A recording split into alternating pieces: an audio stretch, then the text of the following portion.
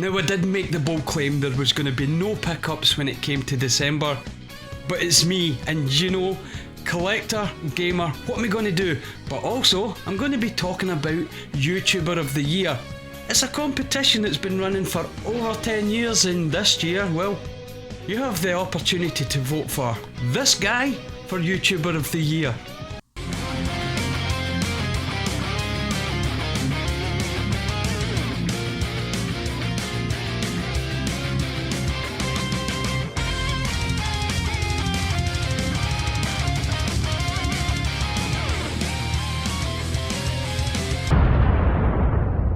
Hello friends, and welcome back to Generation Pixel, and if you're new to the channel, well, you're about to watch a sort of double header. One, pickups video, a pickups video I said I wasn't going to do, and two, well, I'm going to talk to you about YouTuber of the Year. Now, YouTuber of the Year, if you don't know, is a competition that's been running for over a decade, and this year, well, I'm up in the nominations for YouTuber of the Year.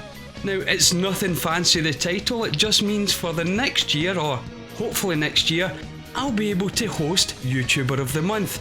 If you're interested in that, well, I want you to pop along to Sega Zombies channel, the link will be in the description, and of course I will flash up a card here and there as well, because I want you guys to go over there, check out the competition and hopefully vote for this guy. But let's go on to what we're going to talk about today, and that is mostly the pickups. Now, as always, I'm going to do them chronologically, well, sort of chronologically, because I got some gifts this month and I'm going to show them off first and talk about the wonderful YouTube creators that sent some gifts my way. So let's start with the first pile of gifts, shall we? So all the games that came my way were part of one bundle from Feed Me Chicken. He's a wonderful chap, he's a great content creator, and you know what, he loves to start a feud with his fellow content creators. Now, I'm 100% team Feed Me Chicken, and I will be to the end, and basically because I don't want him to take me on. Anyway, let's get beyond that and let's see some of the things that he sent my way this month. Now, firstly, we have for the PlayStation 3, we have Split Second Velocity. Now, it's a game that I don't have, but anyone who watches the channel knows I'm more into simulation racers than arcade racers, but I have been trying to expand my experience on these arcade racers, and this is something that Feed Me Chicken decided he should send me along. I'm grateful that he did, and I'm looking forward to getting stuck into this. So thank you very much for this first one, Mr. Feed Me Chicken. Second up, in the same vein, this time from PlayStation 2, we have GT Racers. Again, it's an arcade racer, and it's a game I've never played before. Now, anyone who follows the channel will know that my current collection is, well, almost brand new. I haven't even been collecting this recent one for a year yet, but the main priority that I've been trying to focus on is 1, PlayStation 2, 2, games I've never played before, and 3, truly awful games. Now, this probably won't be a truly awful game, but it is PlayStation 2. It's a game that I haven't played before, so thank you again for this, Feed Me Chicken.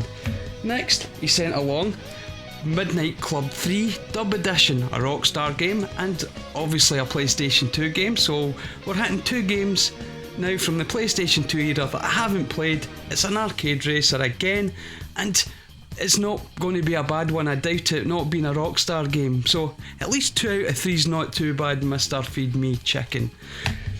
Now, next up, this was the game that he sent me that's, well, it came from another creator, Rodgy Retro Gamer. I'll put links in the descriptions to everyone I mentioned today, of course, as always, and that is The Arcade. Now, this looks like it's a holy trinity. It's a PlayStation 2 game. It's a game that I've never owned before, and it looks like it could be truly awful. Now, it might not be, it might be a wonderful little game with some interesting, well, sort of arcade titles. There's nothing from the back that I truly remembered from the arcade days, but I might be completely missing that. Now, I did grow up obviously in the late 70s and early 80s, so my arcade knowledge is okay, but you never know, this might be a holy trinity game, a game from the PlayStation, a game that is truly bad, and a game that I've never had before. So thank you for that, both Feed Me Chicken and Rodgy Retro Gamer. And last up, now this was the game that I saw that he had, that he asked me if I wanted and I jumped at it, and that is Jak 2. Now the reason I want this is to complete the Jak's collection up there, and that does for the PlayStation 2. It's a game that I have owned before, it is PlayStation 2, and it's not a bad game. It's a game that I wanted into the collection, and that's something else that we'll all pick up. We don't just pick up, you know, subsets that we're targeting ourselves for, but we're also looking for games that we want back into the collection that we're maybe given away or lost over time. And let me tell you, over the last maybe 35 years of collecting video games, I have got rid of whole collections and brought them back in again and got rid of them again. This time, this is the Omega collection, the last collection, so Jak 2 is up there with its friends, and it's staying in the collection until the very end now. So thank you very much for those gifts from Feed Me Chicken, and probably indirectly from good old Rodgy Retro Gamer. Thank you again very much for them, and you go and check them out if you're watching this video, because it's two great channels, well worth the watch. So the next and last gift that was sent to the channel came from Corbana, a wonderful content creator and Jim to me, because I do consider Jim a friend. And when he saw my last pickups video and noticed I picked up 3 Xbox 360 games without ever having owned an Xbox 360, well, he decided to send me this Xbox 360 Elite. Now I was absolutely blown away with this generosity. As I said, I've never owned an Xbox 360, never once, and I haven't even played an Xbox 360. But there were some games on the system, because I'm not only just a Sony pony, I'm a JRPG guy, an RPG guy all around, and some games on that system that just didn't make it over to the Sony side, well, including Fable of course and Blue Dragon. I just had to pick them up and eventually get round to play them. Now I was going to pick up my own Xbox 360 to play them, but as I said, when Jim saw that pickups video, he was on the phone the next day and he said, look, I've got one, I'm going to send you to you. And well, Jim, thank you very much. It's such a generous gift and it will be well loved. Now the only problem with receiving this Xbox 360 Elite is, well, I suffer from something called OCD, and that's obsessive collecting disorder. So this won't be my only Xbox 360. Now I have jumped down the Microsoft rabbit hole, I will definitely be collecting other variants, and probably on definitely other controller variants, and certainly a lot more games from now on. So thank you again, Jim. This was such a wonderful, wonderful gift, and of course links in the description as always to anyone that I mention, and pop along and see Jim at the end of this. So that's the gifts for this month out the way, and I don't receive a lot of gifts and I don't ask for any gifts, but I am absolutely grateful for them. I mean, the Xbox 360 from Jim Corbana just blew me away. Thank you again, Jim. I'll just keep thanking you throughout this video probably. And of course Feed Me Chicken, who sent me along that wonderful pile of games, and one obviously kind of sideways from Rodgy Retro Gamer. But we've got to get on to my pickups, the games that I've went out and hunted down and added to the collection over this last 4 weeks or so, and we're going to do it the way I always do it, and that's chronologically. So starting with the PlayStation 4, because there's no PlayStation 5s, Dragon Quest Builders. Now the reason I picked up Dragon Quest Builders is one, I enjoy the game. I played it when it came out and released, traded it in because I didn't think it was a game that I was going to keep in my collection. Now I do play Minecraft from time to time and enjoy Minecraft. I enjoy how relaxing that game is. It's one of those comfort games that you can dip into without having to think about. Well, with Dragon Quest Builders, what you have is a Minecraft style game, but it's got a linear story as well. There are challenges in there. You have to build these townships and protect them from the monsters that are surrounding them. Of course, it's a Dragon Quest game, so it's linked into my love of JRPGs. So Dragon Quest Builders, it's a fantastic little game if you kind of like Minecraft or were interested in going into Minecraft but think maybe it's just a little bit too basic for you. Then I would recommend you go down, pick up Dragon Quest Builders and have a go at this, because it certainly does live up to the Dragon Quest quality, and it gives you that Minecraft feeling but with a bit of structure and story to it. So yeah, Dragon Quest Builders, happy to have that one into the collection now.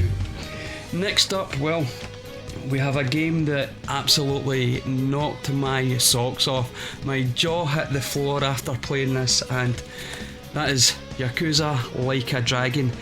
Now, you've probably noticed that this has already made an appearance on the channel, because I recently was challenged to do my top 10 games of all time, or my top greatest games of all time, courtesy of Retro Rivals, and this was the game that made it number one. Now, before I played this game, it would have been Persona 5. Persona 5 absolutely blew my mind as well, but this one just has so much more depth. It is a complete and utter love letter to JRPGs, and not just Dragon Quest, which is fairly heavily referenced to in the game.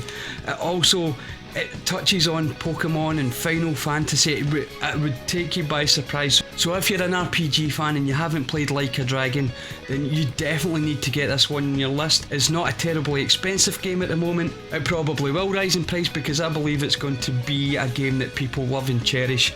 And of course, I've never played a Yakuza game before. It's going to drive me into that rabbit hole as well. So Yakuza Like a Dragon, a love letter to JRPGs, and just a solid standalone RPG in its own right. And that's not even to mention the multitude of mini games that you get to play in this. Everything from Sega arcade classic games where you play the game yourself, to golf and baseball, and I'm not going to spoil it all for you. There is tons of content in this game. It absolutely knocked my socks off, and I heartily recommend it for anyone who likes JRPGs. And if you like the Yakuza games, then go for it as well, because obviously there's a lot of links to the mainline Yakuza games in that. It's just done in a JRPG style combat. Now, the next game that I picked up was probably inspired by the fact that I enjoyed Like a Dragon so much, and that is because I picked up another Sega game, or two Sega games in this case, Shenmue 1 and 2. And I've had this game, I've had Shenmue back in the day. I've got it for the Dreamcast, just never got around to it. However, after playing Like a Dragon, which I will probably bang that drum for quite a while now because I love the game so much, I had to pick this up, because it's not a Yakuza game, no, but it's an RPG game of the same sort of ilk, from the same sort of family of games, and it's one that I should have played a long time ago. Having it on the PlayStation 4 makes it a little bit easier to play.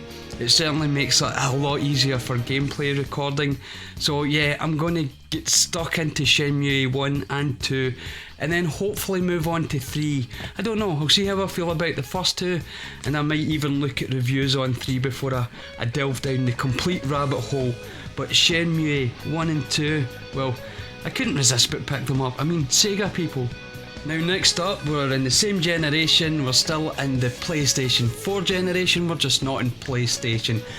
And it's another first for the channel, it's another first for me. I've picked up another game that I've never owned, for a system that I've never owned, and I still don't own the system, because I picked up my first Xbox One game. I will be picking up an Xbox One at some point, no hurry, and please, Jim Corbana, if you've got one lying about, don't send it my way. I will definitely just be picking up an Xbox One at my leisure at some point. But the reason that I picked up this rare replay is, well, I'm a big ZX Spectrum fan. That's the system that I first gamed on back in 1982, Christmas Day. I got a Sinclair ZX Spectrum, which is a home microcomputer, an 8-bit home microcomputer, and that's where I grew for my love of gaming. That's where it all comes from, it stems from there. Now, Rare Replay, now obviously the developer Rare, before they were Rare, they were Ultimate Play the Game, and they made some classic games on the ZX Spectrum. Of course, they went on to make some other classic games. Unfortunately, it would seem that Microsoft pretty much buried them after they acquired the studio, but that's a whole other video, as I've probably said before. But I had to pick this up, not only because I will be picking up an Xbox One, because as I said, when I got that gift of the Xbox 360 from Jim, and of course I picked up previously the Xbox 360 games, OCD, I'm going to go down another rabbit hole, and that rabbit hole will be Microsoft. Now, I will not collect for Microsoft the way I collect for Sony. I won't. I'll be picking up games that only came out for that platform, and I will and only special games are games that I consider to be special, as we all have different opinions when it comes to games. But Rare Replay was certainly one of those special games because it contains so many special games. And who to blame for this? Well, back in the day gaming. Yeah, you know who you are, you're probably going to watch this video, and I'll drop a link to your channel too, because you have been doing a splendid job of playing through these games and kicking me right in the nostalgias, as we like to say. So there we have it, Rare Replay for the Xbox One, my first Xbox One game in the collection. But that's the start of that rabbit hole, I suppose. So that was the last of Generation 8, and we're moving on to Generation 7. 7 was such a good generation. I'll be frankly honest, all generations of video games were good generations, but 7 was an important one for me, because with the PlayStation 3, because I was a Sony fan, I had an original PlayStation 3 back in the day, the piano shaped lovely one, backwards compatible to PlayStation 1, 2, and of course played PlayStation 3 games. So I could play every generation of Sony PlayStation in that one machine, and it made such an impact. It's a shame they took away the support for the PlayStation 2. I do understand it was quite a pricey unit to make, and that put a lot of people off. Looking back, I just wish people had thought a bit harder about how important it was to keep backwards compatibility. But that's another rant, and I digress again. No more tangents until I get through these 7th generation games. And we're going to start with Tiger Woods PGA Tour 08. Now, I'm not a big sports game fan, but I do like my golf games, and I suppose, you know what, the golf course is, well, it's a good place to go and have meetings with powerful people. And as one of the runners for YouTuber of the Year, I've got to get my game up. So if I am playing with the other power players at the end or at the beginning of the year, because you're going to vote for me to be YouTuber of the Year, right? I need to get my golf game up. I don't want to embarrass myself, but no, in all seriousness, Tiger Woods games are games that I've loved. Actually, we have down here, and I'll just pick this up, PGA Tour Golf on the Mega Drive. It's a game that I absolutely loved back in the day. Not only that, I played on the 8-bit microcomputers, the ZX Spectrum World Class Leaderboard, which was one of the first golf games I ever played. So golf games, yeah, I have a history with them. I won't buy them all. I won't have Tiger Woods 2008, 9, 10, and I've said that before. I will have examples where they have changed in style or maybe improved graphically, and an example from each generation at the very least. So Tiger Woods for the PlayStation 3, definitely going into the collection, and happy to have that one in there because I do like a bit of golf. Next game up for the PlayStation 3 is a game that hits one of the criteria, at least for the Omega collection, and that's a game I've never owned before and never played, and that is Fear, and that stands for apparently First Encounter Assault Recon. Now I believe this is a shooter, and it's a bit of a horror shooter. Two genres that I was never big into. Obviously I was a JRPG guy, but I did like the horror games back in the day. Resident Evil was one of my all-time favourite games, as is Silent Hill. As we moved on the generations, I tended to move away from the horror games, but it's a game that gets rave reviews and people quite enjoy this game. And as a game that I've never played, it had to come into the collection. So there we have Fear for the PlayStation 3. Now next up, I picked up a game, another important type of game to get into the collection, and that's games that I have digitally that I'm getting back physically now. Yes, I did. I've had collections and get rid of them and then got them back and get rid of them. This is the last time. This is the last time I'm getting rid of the collections. The games that I get just now, they stay until I'm gone, and that's that end of story. But you know what? Sometimes we think that maybe digital's the way to go, and we're wrong. It's as simple as that. So the game that I'm bringing back into the collection, or at least back into the physical collection, is Tomb Raider from the 2013 reboot. This game is fantastic. Now, I'm sure most of you have all played it or at least experienced it in some form or another, but it was such a wonderful reboot, and they went on to make obviously 2 more games after this. Both of them are great games, but this one's going to be, it's going to have a fond place in my heart, because anyone who knows the channel and watches my videos knows the first game in any series, regardless of how much they improve seconds and thirds, I always have a fond place for them. So Tomb Raider had to come back in, and I chose to get it in the PlayStation 3 because that's where I played it first.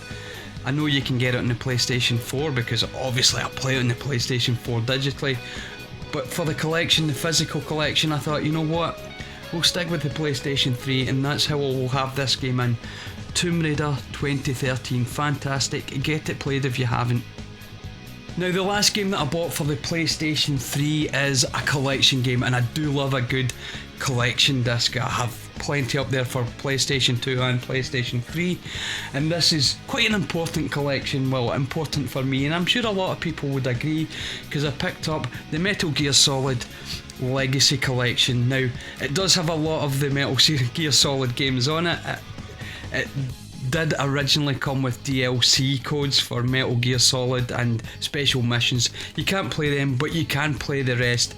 And not only that, it comes with a wonderful art book as well. So not only you get that collection of wonderful Metal Gear Solid games, which is a fantastic franchise, we get this wonderful art book, and I'll just flip to maybe a few pages and give you a little look at what we've got going on in there, because things like this are also wonderful, and that's one of the wonderful things about physical media, as you get to touch and taste and smell, and well, I don't know if I'm going to taste the game, but you can smell that wonderful new book smell, and this is just a wonderful collection. As I said, Metal Gear Solid is an important franchise. It's an important franchise not just to me but to lots of people out there, and to get this wonderful legacy collection that's playable obviously in the PlayStation 3, which can make it a little bit easier for some people, it was a must buy, and it was a must buy at £34, I won't lie. Now that was the last of the PlayStation 3 games, but there was one more game from Sony in that generation I did pick up this month, and that is Lord of the Ring Tactics on the PSP. Now the reason I picked it up, well, there's more than one reason I picked it up. One, it's Lord of the Rings, and anybody that knows me knows that I'm a huge, well, geek for Middle Earth and anything that's got Lord of the Rings on it. Much like Star Wars, because I'm a huge Star Wars fan as well, I'm going to pick it up. Not only that, it's a tactics game, and I do love a good tactics game. I think it stems from being an RPG guy. Even if there's not so much story, I'll happily dive into tactics combat. Slow paced, it's like playing chess. And not only that, this one came with a recommendation from Danny at Press Start Gaming.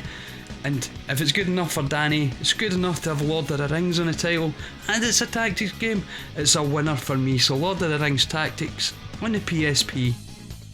So that's the last of the Sony games, and you're probably thinking, well, that's the last of Generation 7 for you, yeah, big Sony pony. Well, no, I'm afraid not, because I have jumped down that Microsoft Xbox rabbit hole, and I have picked up more than one Xbox 360 game, and I'll start with this one here, Final Fantasy 13 Lightning Returns. Now yes, I'm a big Final Fantasy fan, and anyone will tell you I will manage to fit Final Fantasy 7 into any video. So there you go, Final Fantasy 7 just goes in every video. Now Final Fantasy 13, not one of my favourites in the series, it's not my least favourite in the series, but Lightning Returns is a game that I've never managed to pick up for the PlayStation 3 in the wild. I don't want to pay inflated prices for it on auction sites and the like, but I could get it for the Xbox 360 for a reasonable price, and you know what, it's not exclusive.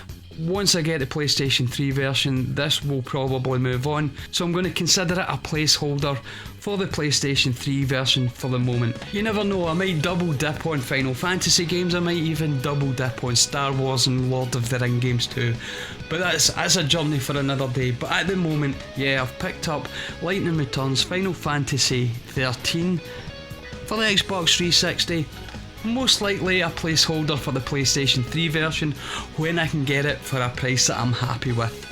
Now the last game that I picked up for the Xbox 360 is an RPG. Because it's an RPG, I'm an RPG guy, and that's another reason you should vote for me when it comes to YouTuber of the Year, because if you want someone to look after YouTuber of the Month for the next year, you want someone who has the thought capability to sit down with an RPG, work through every narrative thread, and of course have the tactical awareness to get through every battle.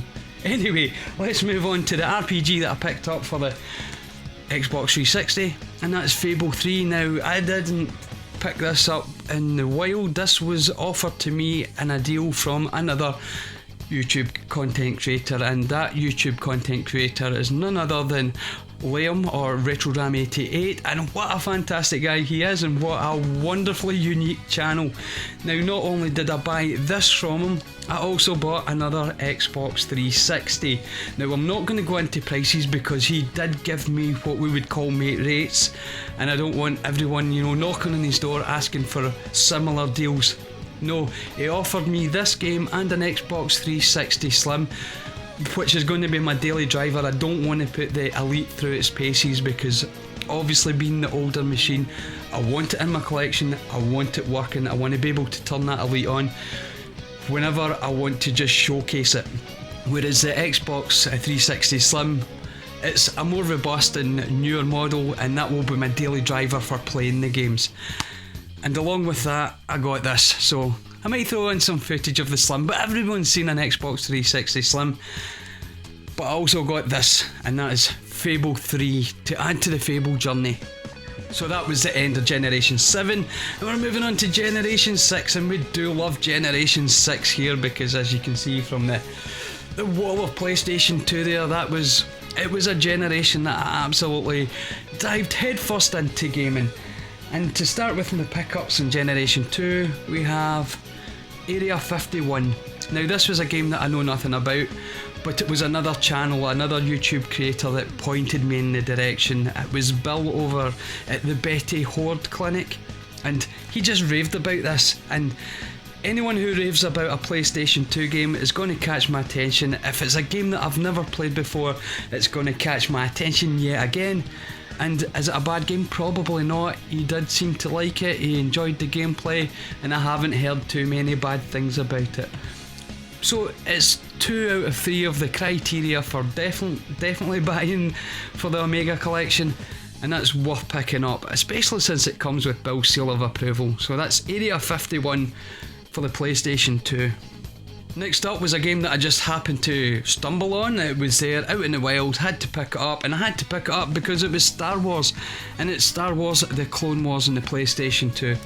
Haven't played it though, it's a PlayStation 2 game, so it fits 2 of the criteria for the current collection. I have a love-hate relationship when it comes to Star Wars games. I love Star Wars, and I tend to hate the games because they don't fit the canon that I, accept as real. But nevertheless, I'm getting older, I'm getting a little bit more mellow, which, probably makes me an ideal candidate for YouTuber of the Year. And of course you can check that out in Sega Zombies channel, links will be in the description. And Star Wars The Clone Wars, back to the game. Yeah, never played it, it's a PlayStation 2 game, it's Star Wars, it's got to go in the collection, as simple as that. I don't think I've ever seen this in the wild before. I'm not even sure I've seen gameplay of this, so anyone who knows more about this game, feel free to drop that into the comments and we'll talk about that down there. Next up for the PlayStation 2, it's another compilation disc, and I do love a good compilation disc because if you can fit more than one game onto a disc, then that's all the more fun for us. And when it's a game or a disc like this one, it's just special because you see, not only is it Sony PlayStation, but it's Sega. And it's a collection, obviously, of Sega classics, and I do love Sega games. The Sega Mega Drive was the game that took me away from 8-bit home microcomputers and sort of kept me interested during my brief love affair with PC gaming in the early to mid 90s. So when I saw this game, Sega Classics, on the PlayStation 2, it was a must-have, and it has got a fantastic collection of games. Haven't played this one yet, but I will certainly be sitting down and seeing just how well these games were ported to the PlayStation 2. Sega Classics. So last up for the PlayStation 2 pickups for this month, and we have a Holy Trinity game. Not a Holy Grail game, a Holy Trinity game, and that is a PlayStation 2 game, a game that I've never played or owned before, and a game that is probably, or is truly awful. Now, being in the running for YouTuber of the Year 2022, of course I need to know the good from the bad, and that's one of the reasons that I do these holy trinity pickups. But anyway, enough of that again. Links in the description for Sega Zombies channel, and check out YouTuber of the Year. And the game that I picked up, Seven Sins. Now, I have never seen this game before. I've never seen gameplay of this game before. I just walked into a local game store and there it was, sitting, staring at me, saying, "I'm here, come get me." I mean, look at it, just look at the artwork on that cover.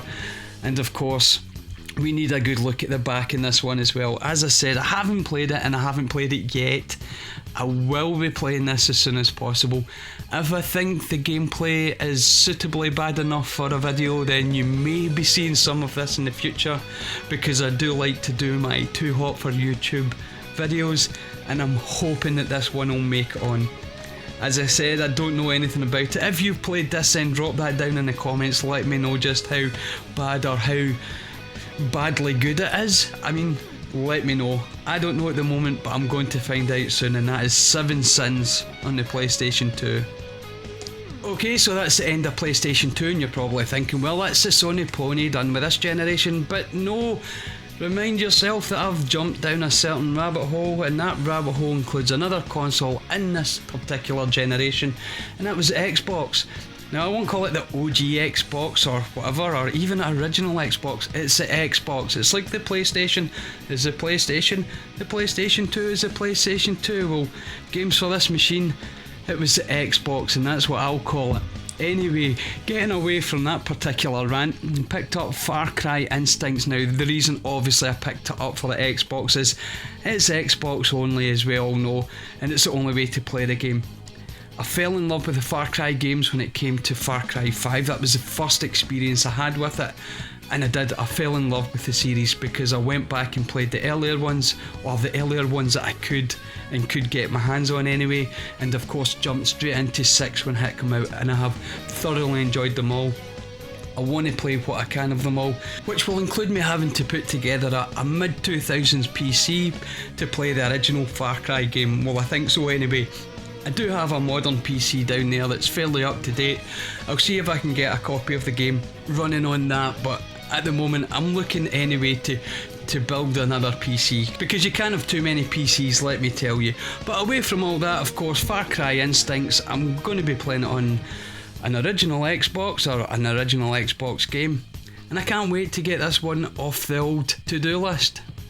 Now, the last game that I bought for the Xbox is another game that you couldn't only always play on Xbox, it was ported to PC as well, but you thought, you know what, if I'm going to get a small collection of Xbox games, then this is one that definitely deserves to be in there, and that is Star Wars Knights of the Old Republic. Now, yes, I do know this game's getting remastered for the PlayStation 5, and yes, I do know I will be getting that game and playing it on the PlayStation 5. However, I want to see where it started. I wanted to see how it looked on the original software before it was tweaked and LucasArts.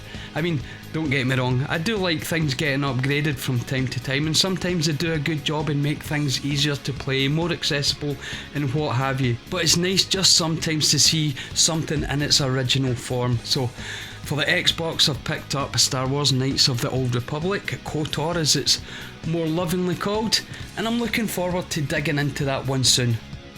And that was the last of that generation, so we're moving to Generation 5, another wonderful generation.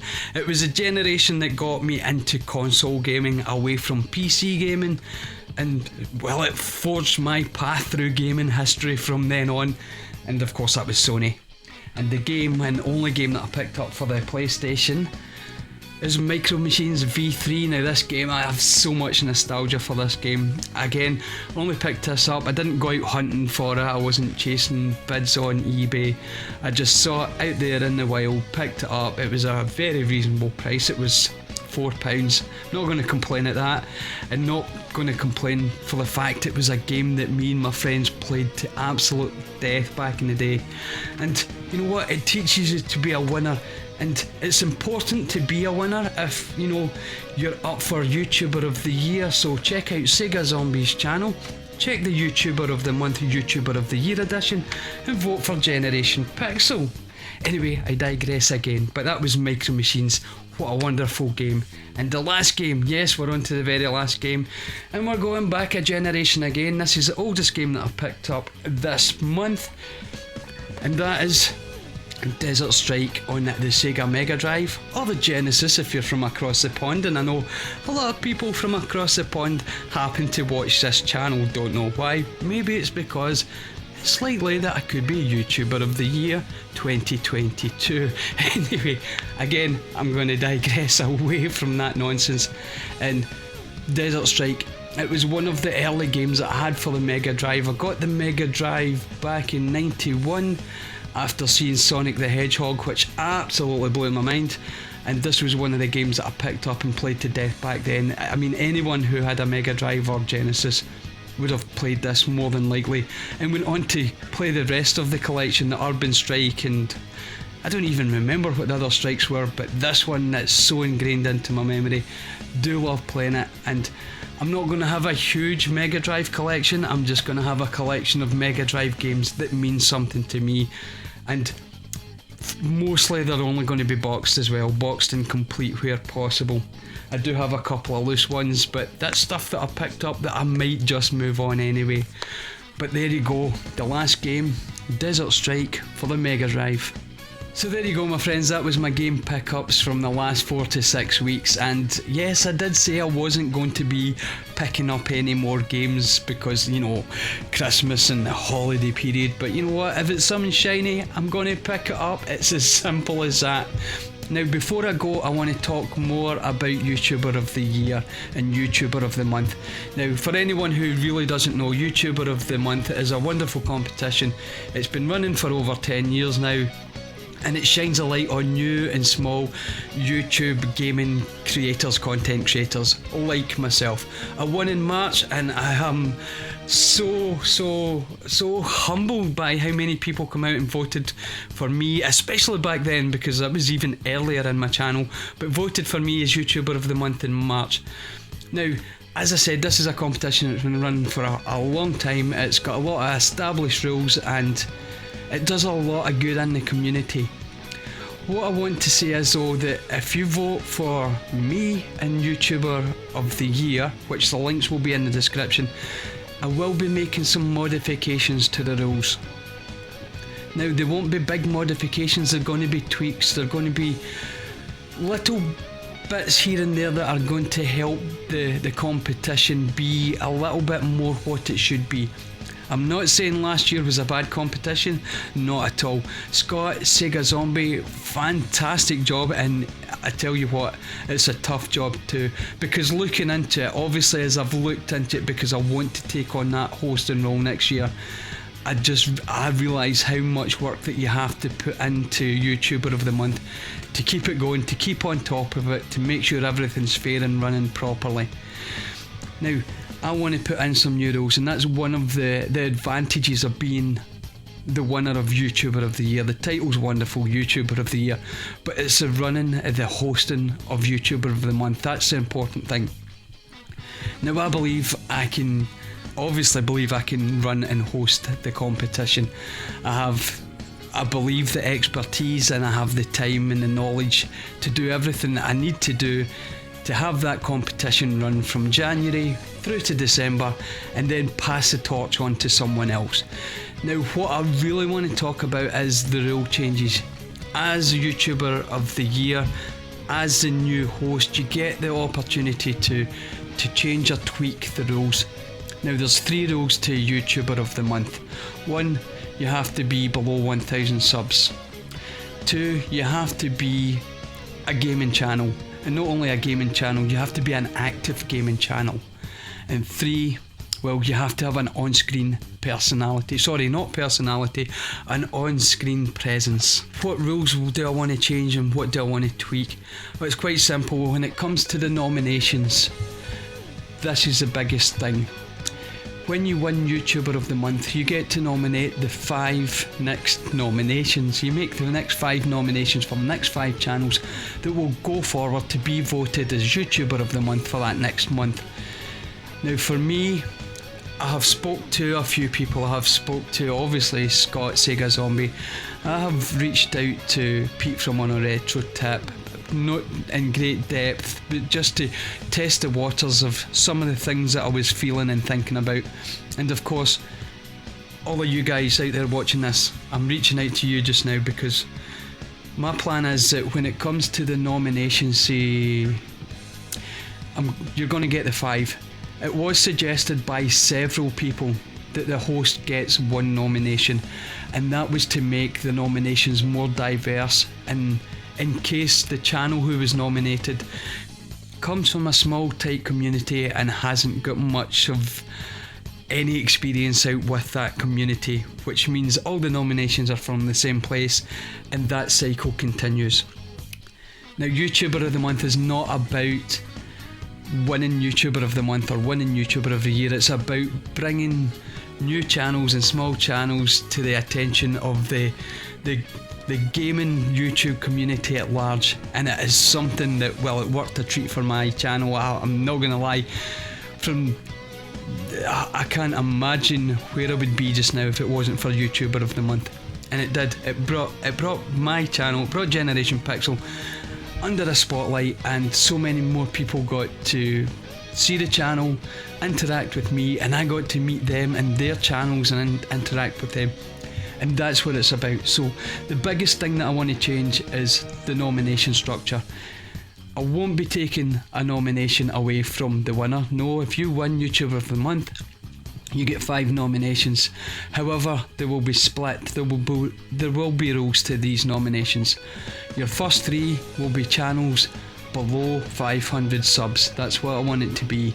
And one of them must be from a channel out with your home country.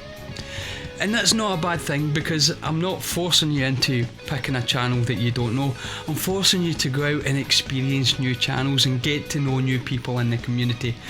Because as I said, speaking from experience, I have made so many wonderful friends from all over this globe, from Canada to Australia. It's as simple as that.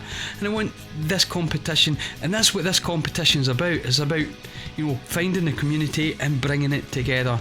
So, as I said, your first 3 nominations, if I'm YouTuber of the Year, your first 3 nominations will be 500 and below subs, and of course, following the rest of the rules that we'll go over, one must be from out with your home country. Your next 2 nominations must be 500 to 1000. They must be a bigger channel. They must have a channel that's got more of an audience, and that is also not just to mix things up, but the audience that those bigger channels will bring will get to see the smaller channels and the other half of the nominations, and again bring the community together, and people get to experience more YouTube community. It's as simple as that. I'm not doing this out of any sort of want to control things. I'm doing this in a way to try and encourage people to get out there, find the rest of the community, because it's huge. And I know myself at 500 subs, oh, and by the way, thank you very much, I'm at 500 subs now and I'm over the moon, but at 500 subs I've only scratched the surface of the channels out there and only met a fraction of the people that I hope to meet when it comes to the YouTube community, the YouTube gaming community.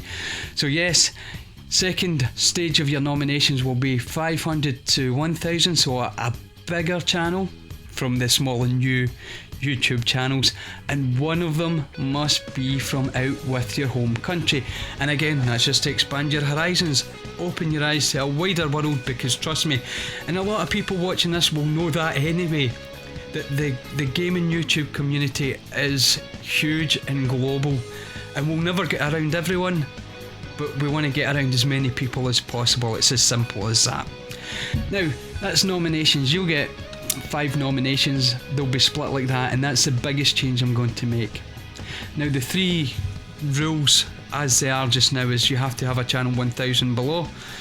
That's true, but you've got to fall into one of those categories. Now, something else before I forget, you will not be allowed to be nominated twice. There have been a few channels who have been nominated twice this year, and that's not the point of this competition. It's to bring as many people into the competition as possible, to expose or bring exposure to as many channels as possible, new and small channels as possible. And that's what I want to do. And there'll be no double nominations. If you get nominated in January, that's your nomination, that's your month of competition, and good luck to you, but you won't get nominated again, or I won't allow you to get nominated again. Now yes, there are several channels, as I said, were nominated twice this year, and channels that I really like and people that I know outside of YouTube. And yes, I was happy for them, but also upset that they were getting 2 bites at this particular cake. And what's the point of that? It's a community channel to bring in lots of people, get as much exposure to as many people as possible. So no double nominations. If you vote for me as YouTuber of the Year, no double nominations. I can't let that happen, and that's probably one of the biggest things that will change as well. So next up, 2, you need to have a gaming channel, and it needs to be active, and that's not going to change. This is gaming YouTuber of the month. It's not, gardening, or I don't know, coffee making or painting or mixed media or whatever. It's for gamers. This is the gaming competition for the gamers out there on YouTube with active channels. You must have an active channel. Not only that, your channel must be at least 6 months old. That's not too much to ask, I don't think. If you just start a YouTube channel just now and get nominated, I don't know, I think of enough. I'll be fairly active if I get the role. And if someone comes to me and say this channel's only been going for 3 weeks, but this is the reasons I think they're worthy of the nomination, I would be open to listen to stuff like that. I'm more than happy to communicate back and forth when it comes to stuff like that. But as a general guideline rule, your channel's going to have to be 6 months old at the very youngest, and you have to be active. It will be the same if somebody nominates a channel who's been going for 10 years and they put out 1 video a year. They won't be eligible. Now, it's not that I'll be telling people who they can and can't vote for or can and can't nominate. It's a case of, we need channels in this competition who want to be part of the community, who are part of the community and are active in the community at the time. And it's as simple as that. It's not to be harsh, it's not to control people, try and make them nominate who you want them to nominate. It's quite the opposite. It's to get as many people from the community in as we can and give everybody a shot at this spotlight, this platform, which has done my channel wonders to no end. And thirdly, do we have a current rule in? You need to have an on-screen presence. In other words, most people think that seems to be that you have to be sitting talking to the camera like I'm doing just now, like I do in most of my videos. And to me, I don't think that's quite right. I don't think it's worded right. For me, it's going to be, you need to have an on-screen personality. Now, whether you're Gernaldinho plays Rob with his very expressive hands, or Sir Richard Pitchard, who does everything in animation, and well, you know what, the host of other creators out there that don't generally put their physiognomies on screen, you still have an on-screen personality. Now again, this is subjective and it could be argued back and forth, but if you're going to nominate a channel that has a person sitting on the screen and they have no personality, then what's the point of this person being able to be nominated? When this person here who's showing you everything they've got, and my goodness, you see what I'm getting. What it's going to be is, it's not going to be an on-screen presence. On-screen presence, yes, in a way, in the essence, where I think the truth of that particular rule should lie, an on-screen personality. So yes, if you have a channel in mind that fits the criteria of below 1,000 subs and all the rest, and they only use their hands, you only see their hands, you only see their legs, or they only use animation, then yeah, bring them forward. If I'm YouTuber of the Year, I will look at it and I will decide whether they have enough of a personality, an on-screen personality, and I will be brutally honest with you. It's as simple as that. I mean, I don't have the best on-screen personality, but I work on it every day, and so do a lot of other channels, and these are the channels that we're trying to expose to the rest of the community. So there you go, YouTuber of the Year. Your chance to vote for it is now. The links will be in the description, but bear in mind I will definitely be modifying the rules. No double nominations. Your nominations will be split to 500 and below and 500 to 1000, with one from each category having to be from someone outside your own country. Your on-screen presence can be an on-screen personality as long as you can justify the person you're nominating does have an on-screen personality. And 2, well, that's not going to change. You need a gaming channel, you need to be active, and you need to be at least 6 months old. Now, the only other thing I'm going to change is I'll be watching the votes coming in if I'm YouTuber of the Year. I will watch them come in, and no one who has an account or a channel that is under 6 months will be allowed to vote in it. And this is purely to stop some of the, let's say, shenanigans or jiggery pokery, or let's see some of the not so community friendly behaviour get swept aside next year, because it does happen and we don't want it to happen, because this is not a serious competition. This is a competition about community, and it's about bringing the community together and showing everyone in the community everything that the community has to offer, and yes, on a global scale. So thank you very much for watching, and if you've watched all the way through this rant and my maybe small plead for you to vote for me, Generation Pixel, as YouTuber of the Year to host 2022, then thank you very much for staying with me, and until next time, go vote for Generation Pixel over at Sega Zombie, and cheerio!